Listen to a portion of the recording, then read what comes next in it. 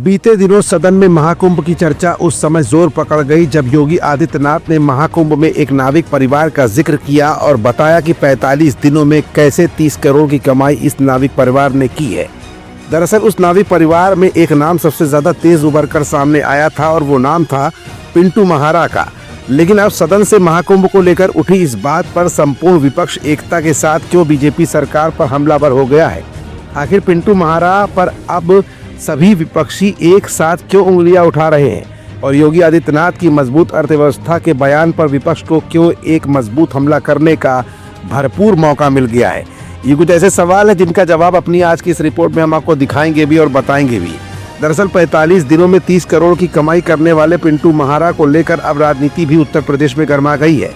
इसी मामले में अब समाजवादी पार्टी सहित विपक्ष ने दावों की जांच की मांग की है और ये भी आरोप लगाया है कि पिंटू का आपराधिक इतिहास रहा है।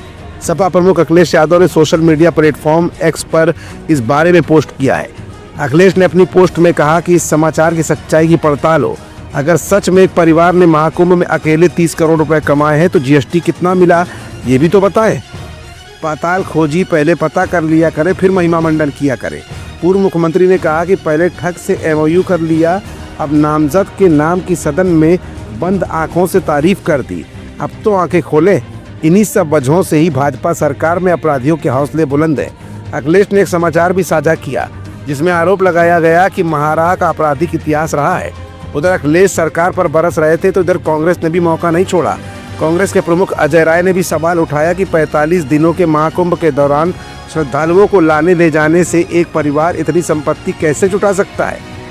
उधर अखिलेश के साथ अजय राय अपना बयान दे रहे थे तो कांग्रेस की राष्ट्रीय प्रवक्ता सुप्रिया श्रीनेत्र ने भी कहा कि योगी जी अपने सूचना सलाहकारों को बर्खास्त कीजिए। सोचिए भला, आपसे एक कुख्यात अपराधी का सदन में इतना महिमा मंडन करवा डाला, यानी मतलब साफ है कि श्रद्धालुओं से जमकर मनमाने ढंग से पैसे लूटे गए और सरकार के किसी भी मानक का कोई पालन नहीं हुआ है। हालांकि जिस नाविक का मुख्यमंत्री साहब ने जिक्र किया है उसका कहना है कि श्रद्धालु उपहार स्वरूप उसे पैसा दे रहे थे, लेकिन ये कितना सच है ये तो सभी जानते हैं क्योंकि जनता से जनता का सच नहीं छिपता। फिलहाल इस समय प्रयागराज की नैनी पुलिस के थानेदार वैभव सिंह की पुष्टि के बाद यूपी की राजनीति और भी ज्यादा गर्म हो गई है क्योंकि नैनी पुलिस ने ये बताया है कि पिंटू महारा पर कई आपराधिक मुकदमे दर्ज हैं। इसके बाद से विपक्ष को सरकार पर हमलावर होने का पूरा मौका मिल गया है।